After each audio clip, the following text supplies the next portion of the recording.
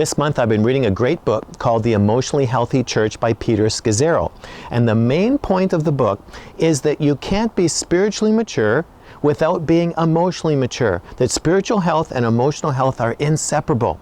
Now in the church, we spend a lot of time helping people come to spiritual maturity, but we sure don't spend much time talking about how to be emotionally mature. And then we wonder why so many Christians are struggling with their relationships, with habits, with sin, and with their walk with God.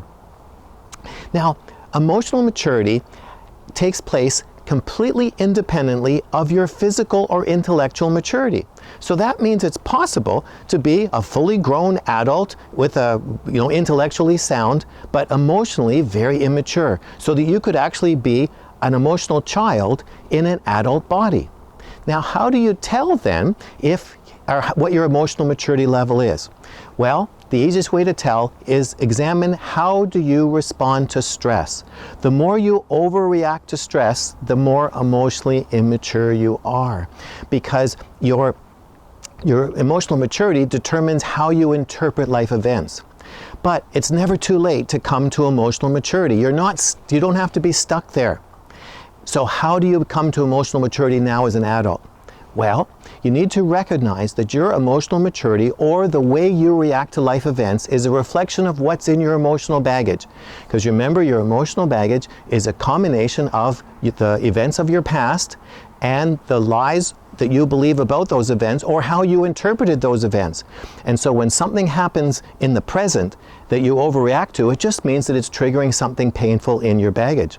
So if you want to come to emotional maturity, one, you have to give Jesus permission to heal your baggage and to unload it, to bring you to emotional maturity so you can be spiritually mature.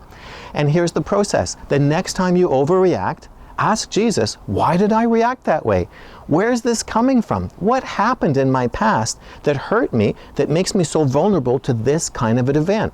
What lies did I believe about myself, others, or even about God at the time of that event that causes me to overreact, that it gets triggered?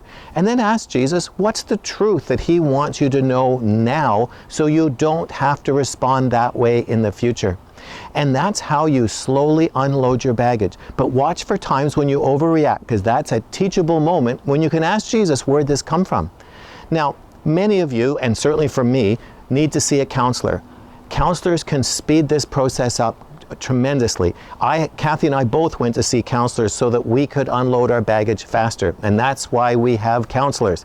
But remember, Jesus is waiting to unload your baggage. In fact, He wants to heal you more than you even want to be healed, because He wants you to be both spiritually mature and emotionally mature. And now I want to hear from you. How has your life changed when you started to unload your baggage? Just leave your testimony in the box below this video. And if this is your first visit here, you need to get my free self-assessment guide. And to do that, just subscribe to my weekly email newsletter by filling out the subscription form on this page. And I'll talk to you again next week, but this week, pay attention to when you overreact. That's a perfect opportunity to ask Jesus to unload your baggage so you can step into emotional maturity.